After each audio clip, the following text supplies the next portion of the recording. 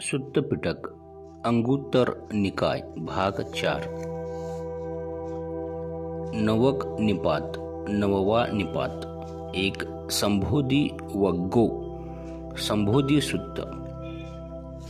असे मी ऐकले आहे, एके समयी भगवान श्रावस्तीत अनाथपिंडकांच्या जैत वनारामात विहार करीत होते। तिथे भगवानाने भिक्खूंना संबोधित केले। भिक्खूंनो, जर दुसऱ्या संप्रदायाचे परिव्राजक हा प्रश्न विचारतील की आयुष्यमानानो, जे गुण असल्यामुळे संबोधी प्राप्त होत असते ते गुण कोणत्या एका गोष्टीवर सर्वाधिक अवलंबून असतात, तर भिक्खूंनो, तुम्ही या दुसऱ्या संप्रदायांच्या परिव्राजकांचे कसे समाधान कराल? बनते, भगवानांच्या देसनेवरच आमचे ज्ञान अवलंबून असते। आम्ही भगवानांकडून ऐकून त्या गोष्टीला ग्रहण करू। तर भिक्खूंनो, ऐका, चांगल्या तऱ्हेने ग्रहण करा, सांगतो। ठीक बनते, असे म्हणून त्या भिक्खूंनी भगवानांना उत्तर दिले।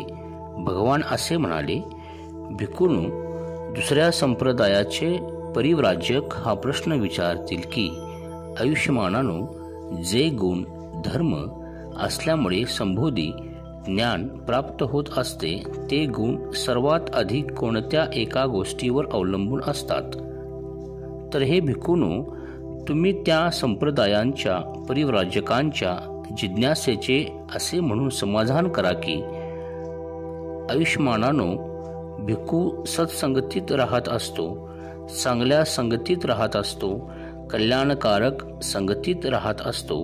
आयुष्यमान जे गुण असल्यामुळे संबोधी प्राप्त होत असते ते गुण आपल्या विकासासाठी सर्वात पहिल्यांदा सत्संगतीवर अवलंबून असतात। आयुष्यमानानो, याशिवाय भिक्खू सदाचारी असतो, प्रातिमोक्षांच्या नियमांचे पालन करणारा, शिष्टाचार पालन करणारा, लहानात लहान दुष्कर्म सुद्धा न करणारा, सम्यक प्रकारे पालन करणारा। आयुष्यमानानो, जे गुण असल्यामुळे संबोधी ज्ञान प्राप्त होत असते ते गुण आपल्या विकासासाठी या दुसऱ्या गोष्टीवर सुद्धा अवलंबून असतात। आयुष्यमानानो, याशिवाय भिक्खू असे बोलणे सहजपणे करणारा, भरपूर प्रमाणात करणारा असतो की जे शुद्ध असते, जे चित्ताच्या विमुक्तीत सहाय्यक असते। असे अल्पेश कथा, संतोष कथा, एकांतवास कथा, अनासक्त कथा, पराक्रम कथा, शील कथा, समाधी कथा, प्रज्ञा कथा, विमुक्ती कथा, तसेच विमुक्ती ज्ञानदर्शन कथा। आयुष्यमानानो, जे गुण असल्यामुळे संबोधी प्राप्त होत असते ते गुण आपल्या विकासासाठी या तिसऱ्या गोष्टीवर अवलंबून असतात। आयुष्यमानानो, याशिवाय भिक्खू अकुशल कर्माचा त्याग करण्यासाठी तसेच कुशल कर्मांचा अभ्यास करण्यासाठी दृढ असतो, पराक्रमी असतो, सतत प्रयत्न करणारा असतो। आयुष्यमानानो, जे गुण असल्यामुळे संबोधी प्राप्त होत असते ते गुण आपल्या विकासासाठी या चौथ्या गोष्टीवर सुद्धा अवलंबून असतात। आयुष्यमानानो, याशिवाय भिक्खू वस्तूच्या उत्पत्ती आणि निरोधासंबंधी आर्य वेध घेणाऱ्या, सम्यक रूपाने दुःखाच्या क्षयाकडे घेऊन जाणाऱ्या प्रज्ञेने युक्त असतो। आयुष्यमानानो, जे गुण असल्यामुळे संबोधी प्राप्त होत असते ते गुण आपल्या विकासासाठी या पाचव्या गोष्टीवर अवलंबून असतात। भिक्खूंनो, जो भिक्खू सत्संगतीत राहत असतो, चांगल्या संगतीत राहत असतो, कल्याण मित्रांच्या संगतीत राहत असतो, त्याच्याविषयी ही आशा केली जाऊ शकते की तो सदाचारी होईल, प्रतिमोक्षाच्या नियमांचे पालन करणारा, शिष्टाचार पालन करणारा, लहानात लहान दुष्कर्मापासून सुद्धा वाचण्याचा प्रयत्न करणारा आणि शिकवणुकीचे सम्यक प्रकारे पालन करणारा होईल।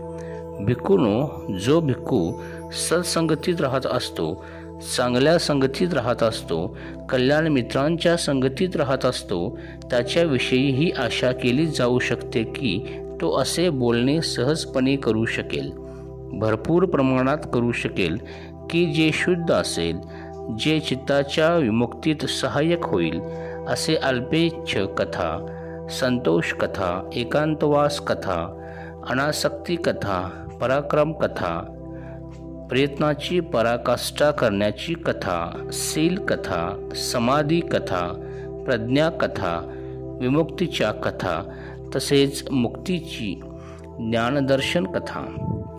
भिक्खूंनो, जो भिक्खू सत्संगतीत राहत असतो, चांगल्या संगतीत राहत असतो, कल्याण मित्रांच्या संगतीत राहत असतो, त्याच्याविषयी ही आशा केली जाऊ शकते की तो भिक्खू अकुशल कर्माच्या त्यागासाठी तसेच कुशल कर्माच्या अभ्यासासाठी दृढ होईल, पराक्रमी होईल आणि सतत प्रयत्न करणारा होईल. भिक्खूंनो, जो भिक्खू सत्संगतीत राहत असतो, चांगल्या संगतीत राहत असतो, कल्याण मित्रांच्या संगतीत राहत असतो, त्याच्याविषयी अशी आशा केली जाऊ शकते की तो भिक्खू वस्तूच्या उत्पत्ती आणि विरोधाच्या संबंधी आर्य वेद घेणाऱ्या सम्यक रूपाने दुःखक्षयाकडे घेऊन जाणाऱ्या प्रज्ञेने युक्त होईल. त्या भिक्खूने या 5 गोष्टींचा अभ्यास केल्यावर सुद्धा आपल्या 4 गोष्टींचा अभ्यास केला पाहिजे. लोभ नष्ट करण्यासाठी अशुभ भावनेचा अभ्यास केला पाहिजे, द्वेष नष्ट करण्यासाठी मैत्री भावनेचा अभ्यास केला पाहिजे, वितर्क नष्ट करण्यासाठी आनापानसतीचा अभ्यास केला पाहिजे आणि अहंकार नष्ट करण्यासाठी अनित्य संज्ञेचा अभ्यास केला पाहिजे. भिक्खूंनो, जो अनित्य संज्ञेचा अभ्यास करीत असतो त्याची अनात्मा संज्ञा स्थिर होत असते. ज्याची अनात्मा संज्ञा स्थिर होत असते त्याच्या अहंकाराचा विनाश होत असतो. तो याच शरीरात निर्वाण प्राप्त करीत असतो. नमो बुद्धाय. जय भीम.